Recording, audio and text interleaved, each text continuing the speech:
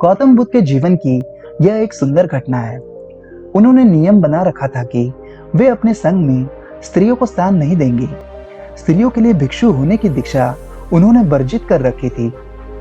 एक समय गौतम बुद्ध एक गांव में ठहरे हुए थे।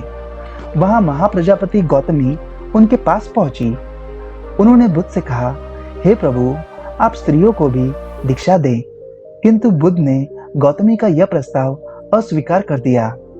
अनेक स्त्रियां इकट्ठी हुई और उन्होंने विचार किया कि कैसे गौतम बुद्ध से स्वीकृति प्राप्त की जाए। स्त्रियों ने निर्णय लिया कि वे स्वयं सेविकाएं बनकर गौतम बुद्ध के समक्ष पहुंच जाएं। गौतमी ने अपने बाल काटे, भिक्षु के वस्त्र पहने और अनेक स्त्रियों के साथ बुद्ध के सामने पहुंच गई। उनकी यह मांग थी कि स्त्रियों को भी दीक्षा दी जाए। बुद्ध ने उनकी बात को स्वीकार नहीं किया, इसलिए स्त्रियां निराश हुई। जब बुद्ध के एक शिष्य आनंद ने स्त्रियों को देखा, उनके पांव सूजे हुए थे, उन पर धूल चढ़ी हुई थी, उनकी आंखों से आंसू बह रहे थे। उन्होंने पूछा, क्या बात है? स्त्रियों ने कहा, बुद्ध उनके धर्म और नियम के अनुसार हमें भिक्षु होने की दीक्षा नहीं दे रहे हैं।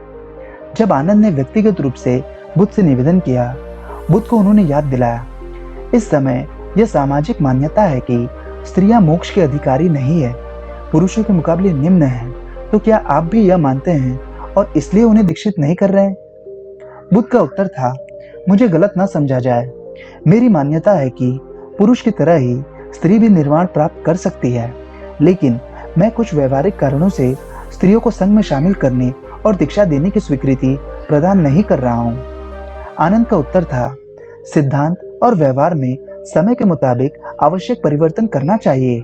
बुद्ध को आनंद की यह बात जच गई और उन्होंने यह घोषणा की, जो स्त्रियां भिक्षालु होना चाहेंगी उन्हें कुछ नियमों का पालन करना होगा।